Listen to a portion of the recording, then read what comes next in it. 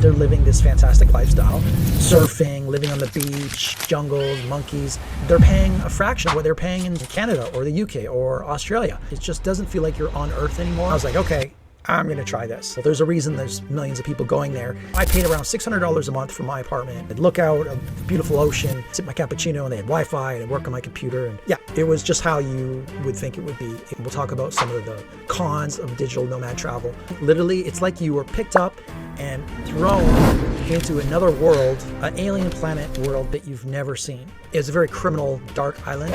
Here's a gem for you. My most favorite place in the entire world. People kept mentioning this one country. I kept asking this question to every visitor, every traveler I met.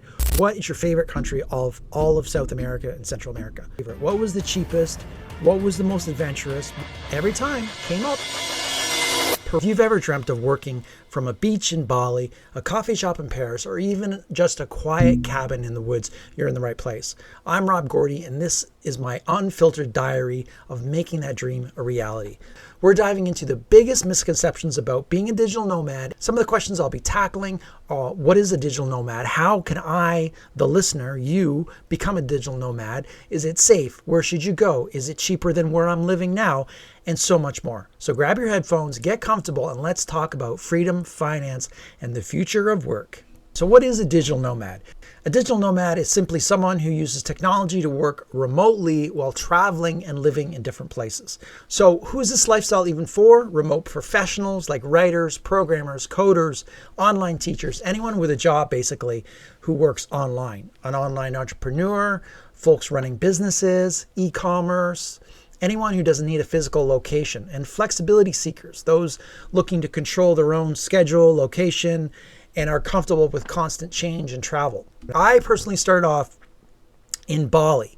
It was a hot spot, and I just chose it because everybody said it was a great place to go, and that was it. I just made a decision and went. I remember telling my mom, I said, look, I'm going to Bali, and she thought the first thing that came out of her mouth was, you can't do that. It was pandemic, it was 2020. And it was 2020, just after the pandemic started to die down around 2022.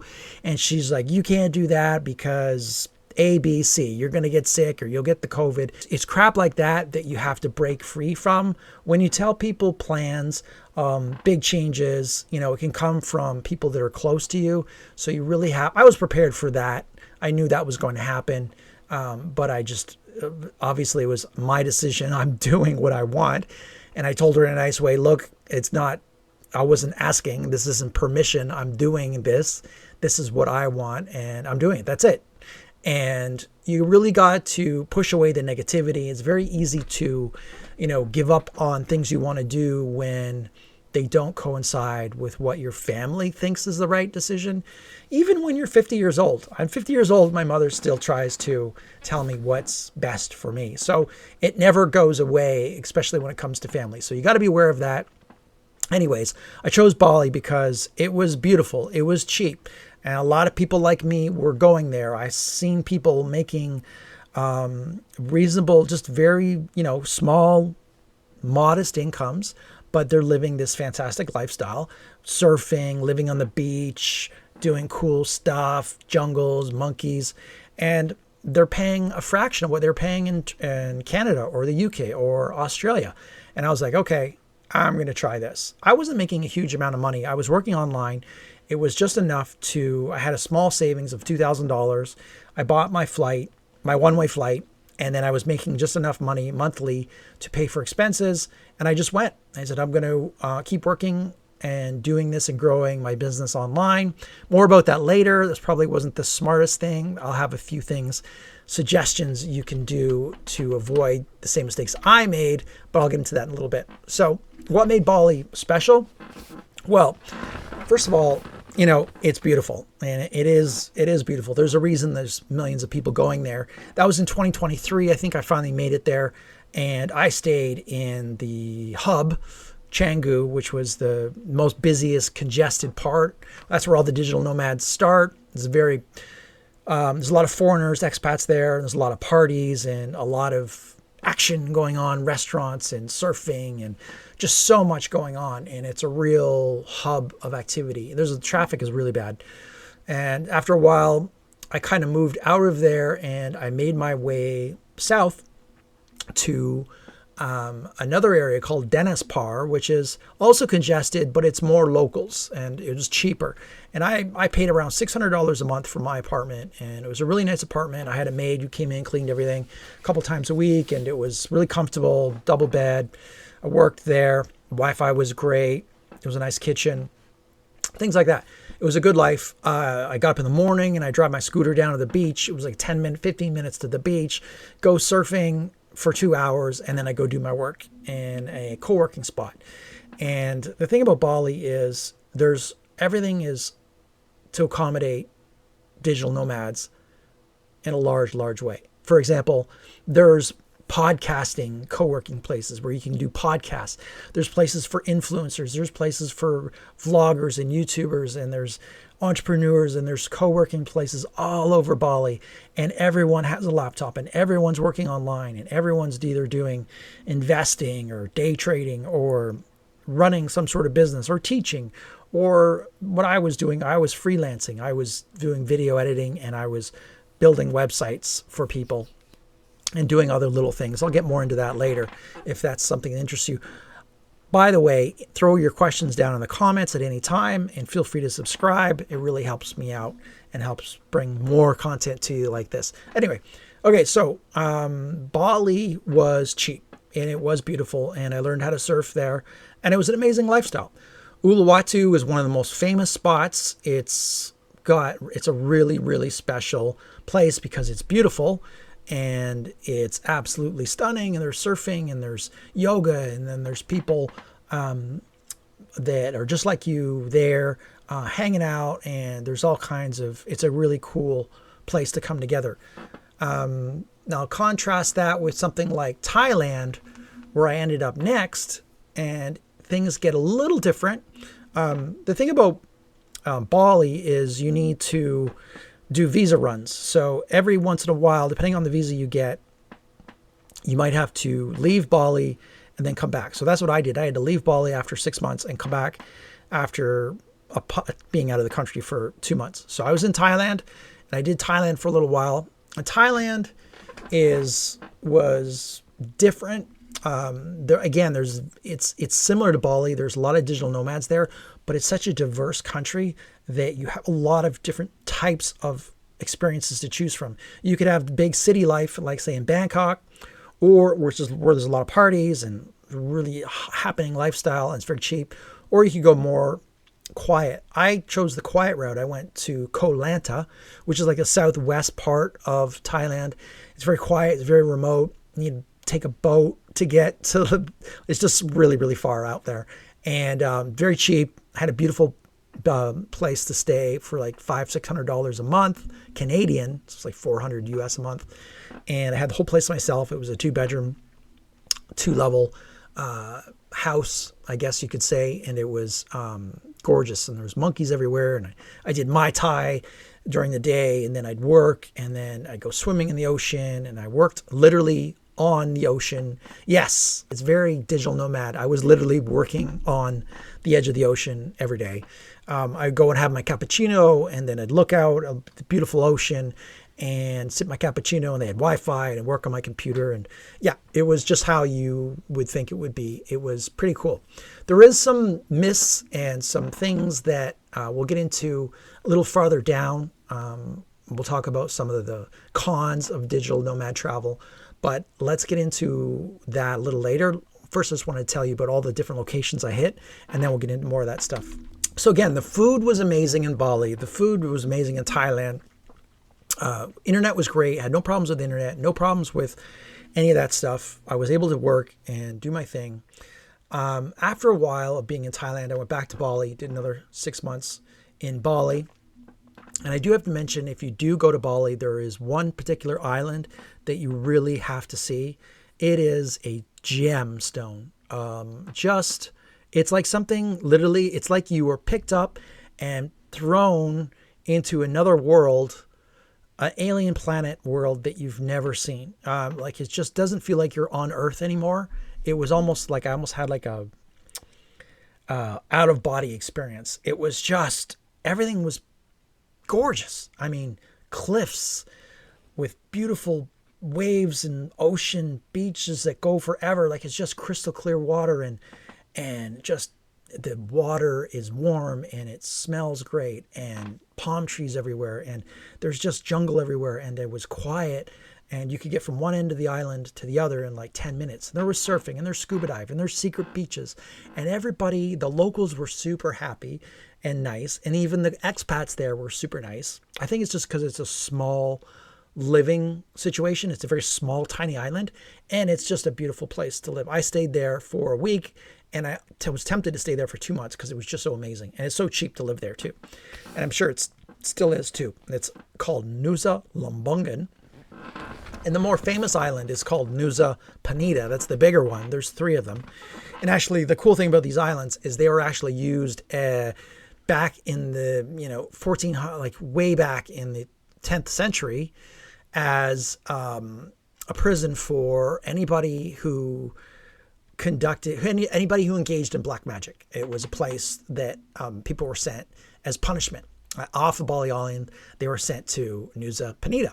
The island was eventually used for bandits in the 1800s.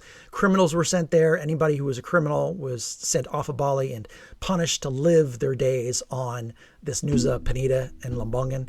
So it was a very criminal, dark island. And every Balinese person has to visit this island once in their lifetime. It's part of their beliefs. Anyway, it's a very magical island, and you really should see it if you have a chance. So that is Bali in a nutshell. And then eventually, of course, the visa is expiring and you need to go somewhere else. So I needed to go somewhere that was cheap. I needed to go where they have surfing, and it was close to Bali. And I didn't want to go home yet, so I was like, where can I go next? And then the Philippines came up on my radar. The people there are super friendly. The beaches are underrated. This just a terrific spot. And I was totally surprised and blown away. I did not expect the Philippines to be so wonderful. It was just a place that I had to go because I had to leave Bali, and it was close. And what ended up happening, Philippines became my most favorite place in the entire world. I kid you not. This was such a beautiful place to visit. And I went to, of course, Siargao, which was the capital surf place of the Philippines. And Siargao Island is, you have to take a small plane from Manila to Siargao. And it takes about an hour or 2 hours to drive from one end of the island to the other by scooter. And there's a strip that's super, super famous, and it's very busy. And there's a lot of surfers there, and it's just a party place. And not only is it a party place, there's digital nomads, there's people working, there's excitement, there's activity, there's beautiful restaurants and food, and the people there are so friendly. And I had such a blast. I was so happy there. It was probably the happiest time in my life. And it was so fun. And I think the reason it was so much fun is I decided to stay in a hostel. And I've always been hesitant to stay at hostels. And I'm 50, I was 51 years old at the time. So I felt just a little older than most of the people visiting hostels. But I said, fuck it, I'll do it anyway. And I had such a blast. Everybody in hostels are super friendly. I was meeting people. I was meeting beautiful 25-year-old.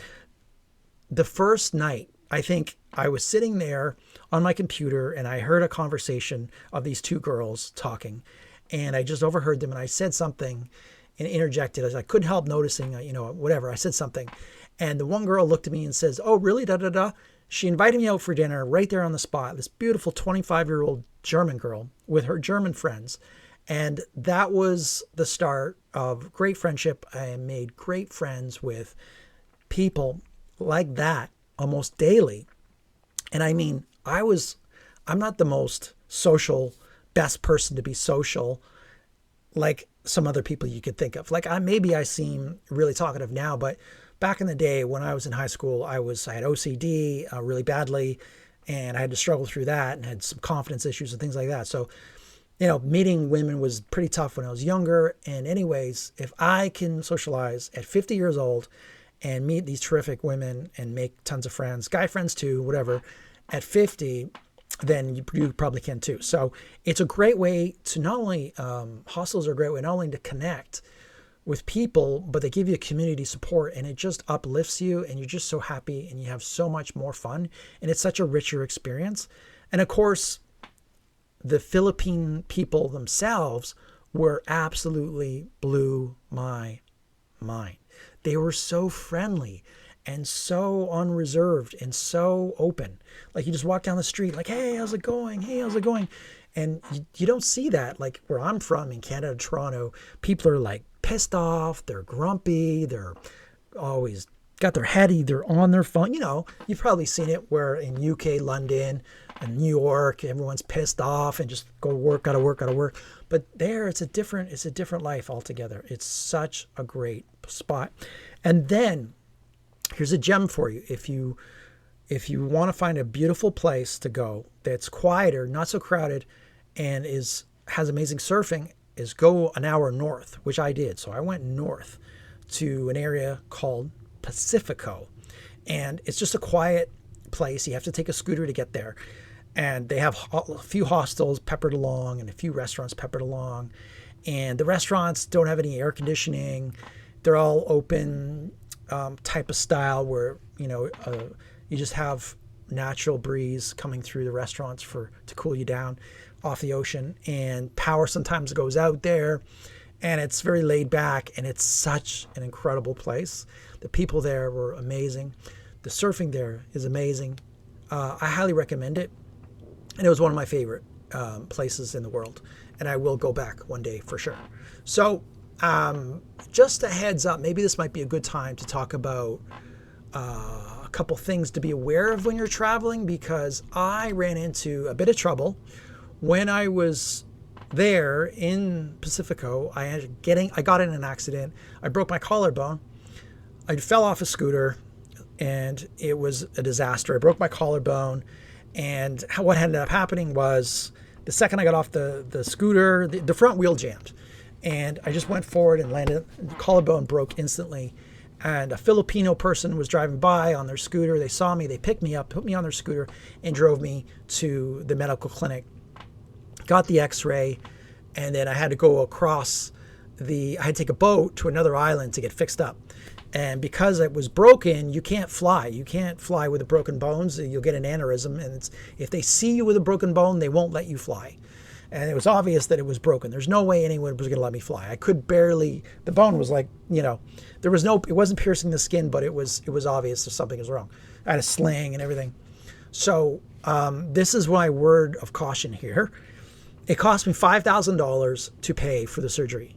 Because I couldn't leave, I had to get the surgery there, and it was a private hospital, and it was expensive. That was U.S. Was it U.S.? No, I think it was U.S. So make sure you have really good medical insurance, and make sure you have a savings of maybe $5,000, $6,000, even $10,000 before you travel. I highly recommend it because you never know. Hopefully you don't need that money, but if you do, it's there, right? And luckily I had insurance. I had medical insurance, but it wasn't the kind where you could get reimbursed up front. I had to they just didn't deduct it off the bill at the hospital. The hospital didn't recognize my insurance company, so I had to pay for it up front and then get it reimbursed later, which was a total pain in the ass, and it was a nightmare. The whole thing was a nightmare. So make sure travel insurance and have savings, I didn't have savings. I had to borrow from a family member, and I didn't have very good medical insurance. So just a heads up. Okay, so that's those three countries. And then anyways, I went to Canada, found out that my collarbone was still broken. It didn't get fixed in the Philippines. For some reason, the surgery didn't work. So I had to get fixed up in Canada. And then after about 6 months of rehab, I was on my way traveling again. Next country was Nicaragua. So on the Pacific Ocean, they speak Spanish there. And Nicaragua is an interesting country. It's kind of communist. You can't bring drones or cameras into the country. And I stayed at a place called Popoyo, very small, tiny speck. and it's a small horse village town type of deal. All the roads are mud. It's just a muddy, think of a muddy western town, but it's everybody speaks Spanish, and it's right on the coast of the ocean. And it's right on Pacific Ocean, and the surfing's amazing. And there's so many surf spots. And I stayed at this beautiful hostel called the. It'll come to me in a second. I'll leave the link below in the comments. You can go check it out. And the people there I met were incredible. They were from all over the world. I met Germans, Swiss, a lot of Europeans, Americans, and I surfed every day. Internet was great. Worked in the morning, and then surfed in the afternoon, or vice versa. Sometimes it'd be surf in the morning, work in the afternoon. Usually it got a little too hot in the afternoons to work, so usually I go surfing to get cool off. It's cooler in the ocean. And the waves are really good, especially if you're a really good surfer. They had beginner, intermediate, and advanced, and it was cheap, very cheap. I think I spent $1,500 a month for my surfing and for my accommodations, and I stayed at a hostel the entire time. And again, I connected with so many people being at the hostel, and there's a lounge area that I did my work at, and then there was a lot of people doing their work too, and it was terrific. I learned Spanish. And then a lot of people that I met there, I must have met like 300 people coming through there in that 2-month time frame. And they tell me about all the other places you got to go. Oh, you got to go here, you got to go there, you got to go here next. So after 2 months, I felt the urge to go somewhere else. And I made my way to Guatemala. Guatemala is one of probably the most underrated countries in the world. It's an incredible place for adventure, for food, for cost of living, for everything. It's just the people there are amazing. And it never really occurred to me, Guatemala. Like, why would you go to Guatemala? There's these ancient pyramids from, thousands of years ago when the Mayans were there. And actually some of the Mayan ruins there were used in one of the Star Wars movies, Lucas's first movie. Anyway, there's these huge volcanoes you can climb up the trails alongside these cliffs and sleep overnight overlooking the volcanoes exploding. You have surfing and water sports, and I actually stayed in a town called El Paredon.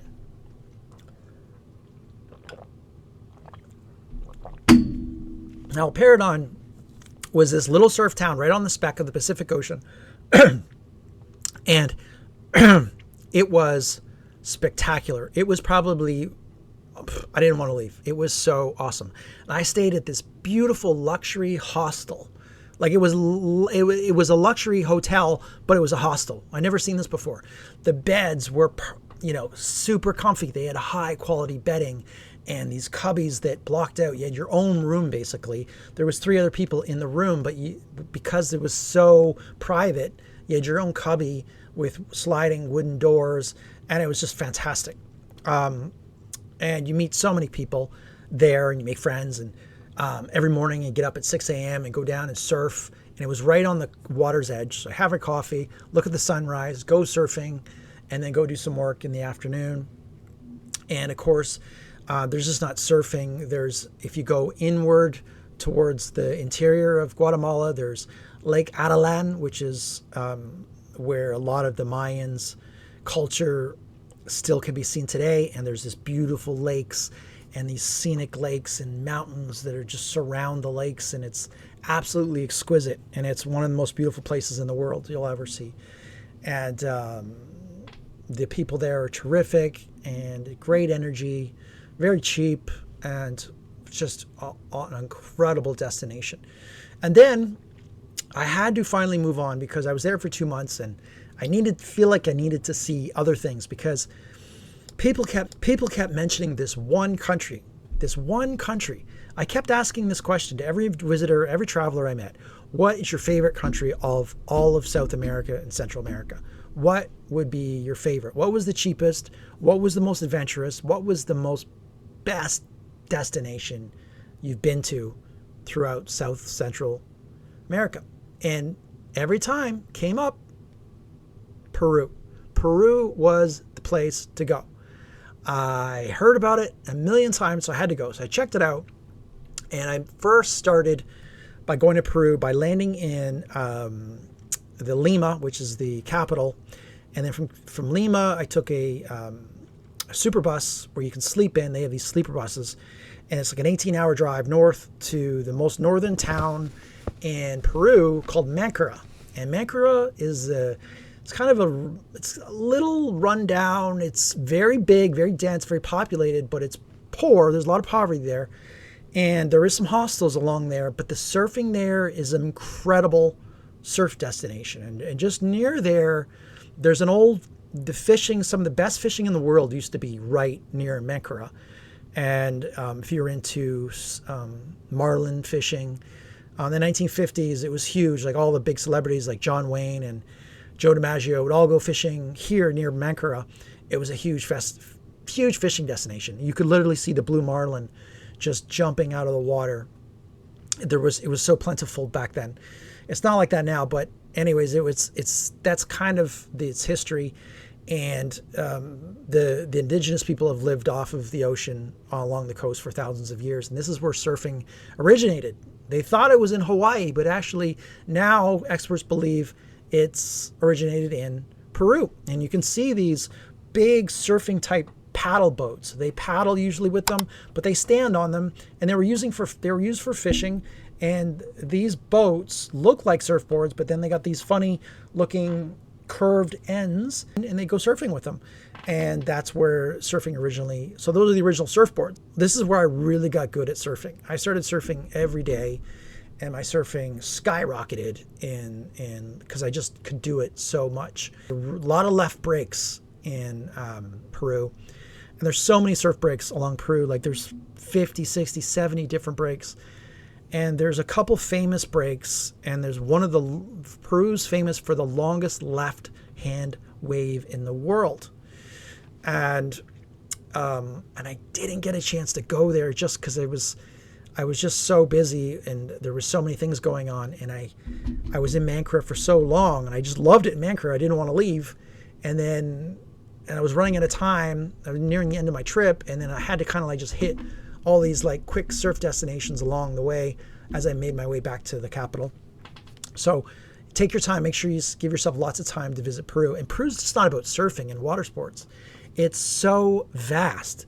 There's rainbow mountains where these mountains have these rainbows, and there's just incredible scenery and incredible history of like people that used to live on, they still do. There's people that literally live on grass houses, and you can go swimming in the interior in these big lakes where there's dolphins, pink dolphins. The dolphins have changed color. It's really weird, and it's really cool. And there's such a vast array of things to do. And one of the things I recommend is if you go to Peru is you want to hit Lima. Lima was a luxury destination for the ultra rich in the 1800s.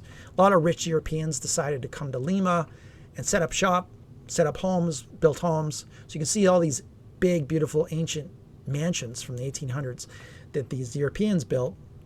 And because Lima is up on this cliff, and then there's all these waves below where you can surf. And then because the temperature is so perfect, there's a nice breeze that comes across Lima, throughout Lima, and it's just a gorgeous city.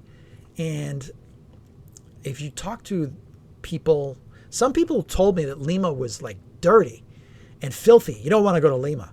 And I'm like, really? But I got there. There's a couple sections of Lima that are absolutely stunning. They are pristine, clean, gorgeous, beautiful, beautiful districts. You could live here, and they're right on the coast. And that's the other parts of Lima. There's some dirty parts, but this part of Lima, it was absolutely gorgeous. And it was, can't remember the name that there's a couple districts. I'll leave them up somewhere in the links below the video or something, and you can go if you're going to go check it out.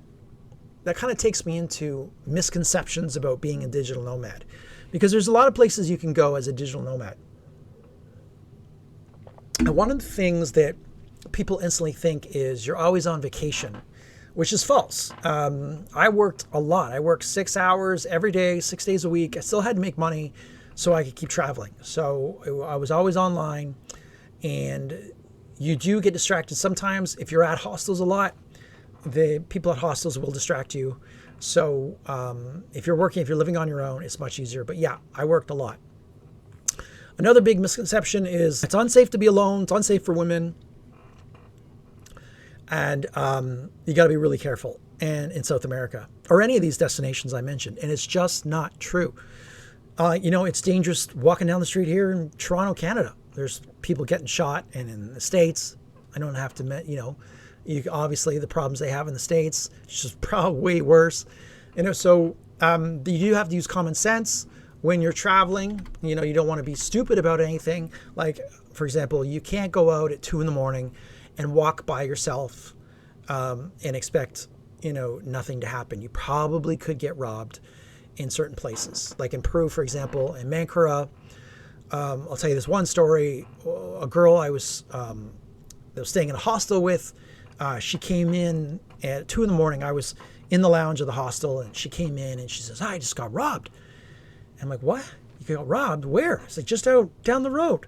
I'm like, well, it's like 2:30 in the morning. What are you doing walking around at 2:30 in the morning? She's like, oh, I'm just walking. I just came home from a party with my friend. And the guy put a gun in my face and he asked for my phone. And the funny thing is, she didn't give him the phone. She said no. So the guy has got the gun in her face, and she's like 18-year-old kid from the Netherlands. She's Dutch. And she said, no, I'm not giving you my phone. So he robbed her friend instead, and her friend ended up in tears and gave her phone. But the whole thing was ridiculous. Like, what are you doing going around at 2 a.m. by yourself? You're going to get in trouble. So you got to use some common sense. And it was the same thing in Nicaragua. Going out late at night, there is some poverty there. So the people need to make ends meet. Only way they can. Stuff's going to happen, but it's rare. And in fact, I was meeting 18-year-old girls who were traveling on their own all throughout South America, and they were going across borders, and they're traveling on their own, and they were just having a great time, and they were fine. And a lot of those, the one girl I met who was 18, she had a little GPS thing in her phone that tells her parents where she is. So if they ever need to find her, and she would give them updates and things like that. So regular updates to your family would be a smart idea too, but not going out alone, that sort of thing. Now let's talk about the reality check, what they don't tell you about living as a digital nomad. Okay. So loneliness and instability can hit hard. Yes, you can get lonely. I got really lonely in Bali because I was living by myself. I didn't know the language. I just got there. I didn't really have a social network, and I really didn't actively seek out a social network. I really didn't try to make a social connection, which was a huge mistake. And I fixed that after 6 months. I started to, what I did the second time I was in Bali is I stayed at a hostel, and I did that for like 2 months to make a huge connection of friends. You connect with people really fast. Everybody is on the same wavelength in a hostel. And then after you make your friends, then you can maybe live together. You can go move off in like a better house or something after you make your network. And the thing with hostels is, you made a ton of people. I dated a ton of great women, and I made a ton of great friends that I met in other countries. I met up with them in other countries, guy friends, girlfriends, whatever. And everybody in hostels is on the same wavelength. They want to connect. They want to talk. They want to know what you're about. They're interested in you. They're super nice. So everyone's super nice. And they know the deal is in hostels, it's about being social, and people are great. I've never met a rotten person in a hostel who didn't want to talk and chat. They're great people. So it's a great place to start. So the other thing you can do is there's a lot of these WhatsApp groups or Reddit groups, or people from your country make these groups. So for example, the Dutch had this massive, like 40,000 group WhatsApp group, where if you're in this city in Nicaragua or in Guatemala and you speak Dutch, we're going to be here. We could connect with us. So they have literally different countries and different languages with different groups of people would be in different areas of the world, and they'd have these groups where you could connect with people. So that's a fantastic thing to search for. They're online. There's WhatsApp ones, there's Facebook ones, there's all kinds of them. Reddit, and I suggest connecting to those too. And it'll avoid, you won't have to worry about loneliness, things like that. Learning the language is another one. Make sure you learn the language of the country as best you can. It will go a long way to connecting with locals. Yeah. Okay, now another reality check thing they don't tell you is visa runs, burnout. Do you miss home a lot? Yes, I missed home. After about a year, I got homesick. And then after the second year, I missed home again. I wanted to come back. I never expected it, but it happened. Burnout, you do get travel burnout sometimes if you're traveling constantly. If you're constantly changing locations and every other day you're at a new place, you want to see a new city, a new thing, a new site, you get burnout. So for me, it wasn't really a thing because I would go to one place, I'd stay there for 2 months. I do my work. And then after about 2 months of talking to people, then I would move somewhere else. So I did it very slowly. I moved very slow. But the other thing is that gets annoying sometimes is visa runs. Visa runs are when you have to leave the country and stay a couple nights in another country and then come back into the original country to renew your visa. And Nicaragua was like that. Bali was like that. I had to do a couple visa runs. It's a little annoying and it can get to wear on you a little bit. If you're planning on doing a year, 2 years, the visa runs can get a little annoying. So I would say some other things that you might want to be aware of is a lot of these countries, food poisoning is a bit of a thing. So try to eat, don't go crazy with the street food. The cheaper you go with the street food and the more you try to save money on street food, the bigger the chances are you'll get sick. So I try to stay away from, a lot of the street food. I might try a little bit of it, but if it looks really like if the sanitation looks really bad, I'll just skip it. And, let's say with the restaurants, I really take a quick look and look at the cleanliness of the restaurants. There's only so much you can do, but you probably might get food poisoning once or twice eventually, especially in South America. It happens. In Bali, it happens. But there is things you can do to minimize it.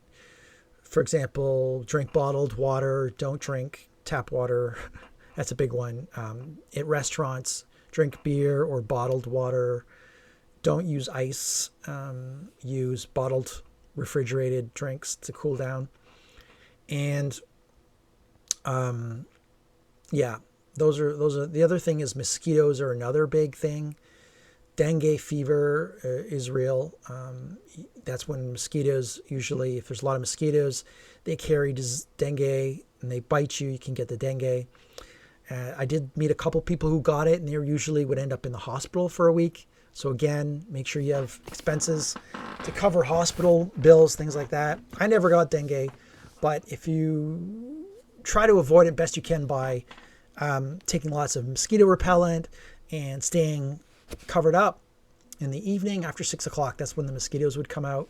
If there was a lot of water around, a lot of puddles, the mosquitoes tended to be worse. So make sure that you always got long pants for after 6 o'clock. So here's some key takeaways and advice for beginners when you're thinking about being a digital nomad. Don't overthink it. Don't overthink the first move. Just pick one country and go. If you're not, I know you want it to be the perfect destination and you want to you think about it a lot, but if you take too long to decide, you might not end up going. So eventually just do it and then self-correct after. Like if it's not the right place, then go somewhere else. As well, be careful who you tell when you decide to do this lifestyle, because people might make them uncomfortable because they're not doing changes in their life and they might be negative about it. So be careful who you tell. I told you about the story of my mother earlier. She wasn't, be aware of that. Start building an online skill before you fly out. So make sure you have some sort of business or income before you go. Don't try to build a business after you go. Build it before you go. Build an online skill you can do, and then you can make income with. What I do is I freelance, and I use a website called Fiverr, Fiverr. And I offer 9 different services on Fiverr. I do video editing and website design, and I do content creation, AI videos, things like that. And that's how I earn a living, and that's what I've been doing. So there's different ways there's different skills you can offer on Fiverr, and there's other freelancing websites as well. Make sure you join an online Nomad community. So on Reddit, Nomad list, Facebook, so you can get your social network right away. Pack light, stay flexible, and always have travel insurance and have a savings too. So this was just the start of my diary. In the next episode, I'll share exactly how I actually made money on the road, the side hustles I did, my big fails, and the things that I wish I knew before I left, and things like that. So if you think this episode gave you some insight on what it's like to be a digital nomad, or if it helped you in any way, I would love to hear about it. I'm always open to comments. I read all the comments. If you have questions that you want answered in the next podcast, I will answer them. So it's a great opportunity to ask all your questions, and I will do my best to answer them in the next podcast. I'm going to try to do these once a week, and we'll see how it goes. And so thanks for listening. And again, stay safe, travel far, and I'll see you in the next podcast. Bye for now.